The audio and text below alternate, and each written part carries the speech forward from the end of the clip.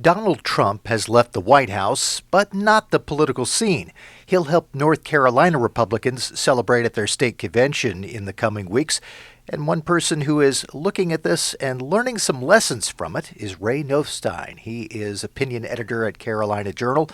And you see this continuing Donald Trump phenomenon and say we really should learn some lessons about that, especially Republicans and conservatives. Yeah, I think the biggest lesson you can learn from Donald Trump is one that he's been accurate and right about from the get-go of his campaign, that the federal government is broken. And one can, question the motives of Trump, but that statement's still true. I mean, we have a federal government that is $28 trillion in debt. That's out of touch with certainly people that are kind of derisively called by the media and other politicians sometimes as flyover country, or people in the middle America, blue-collar workers to a large extent who felt really detached from this federal government. And Trump called them out from the beginning. He calls them the swamp. He's known a lot of these politicians his whole life. He's run in their circles.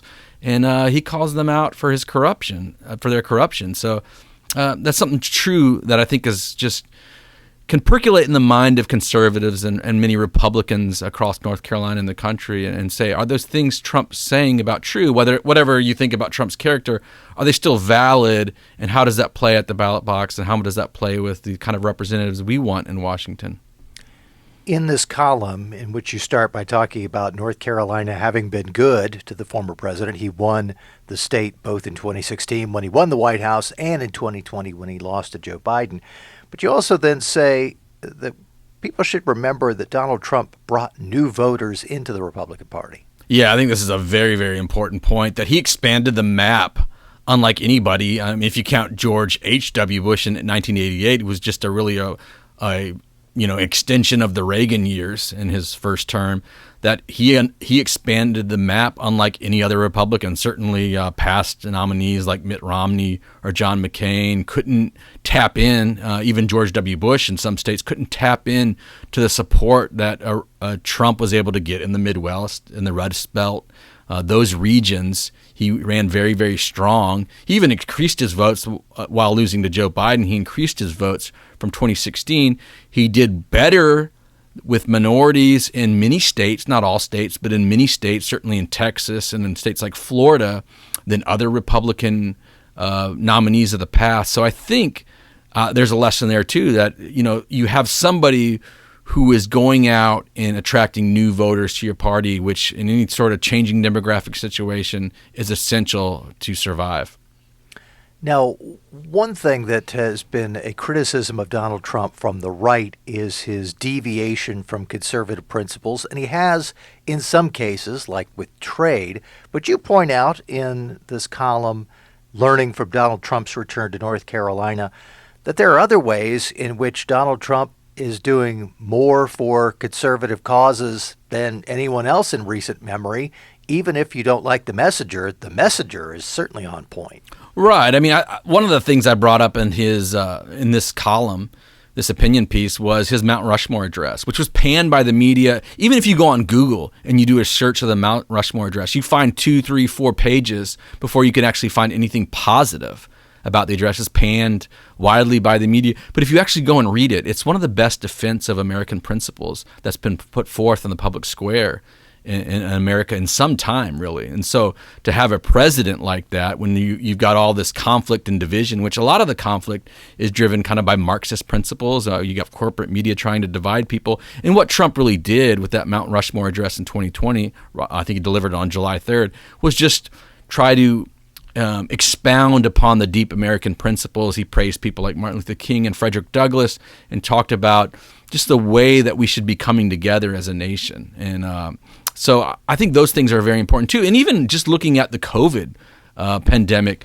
Trump was not overbearing on some of these governors who were making some of their own rules. He allowed for federalism to work itself out, and I think he should be applauded for that. I mean, you have a president that has done, obviously, former president who's done some good things when it comes to federalism, when it comes to trying to promote deregulation. And on COVID, he let governors take the lead, which I think was the right policy.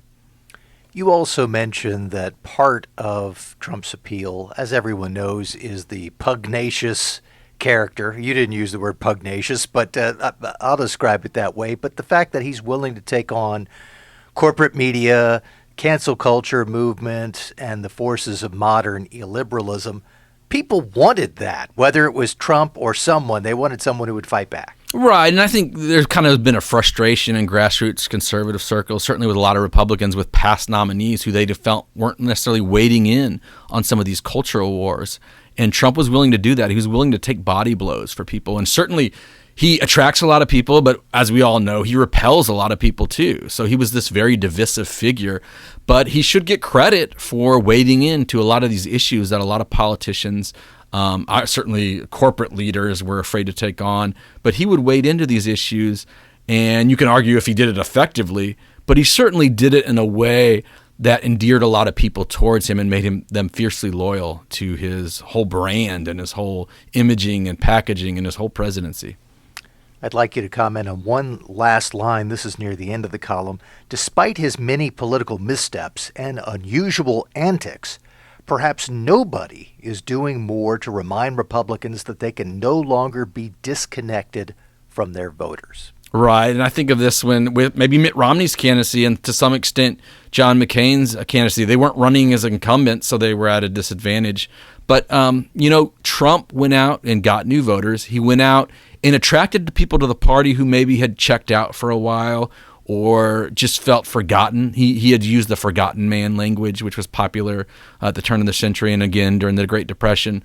But he used that language effectively and just brought in new people, but reminded people again that, whatever you think of Trump, I mean, you can say that ad nauseum, that, there's somebody fighting for them. And if you are able to connect with voters like he does, then you have a chance. You have a chance to win. You have a chance to govern.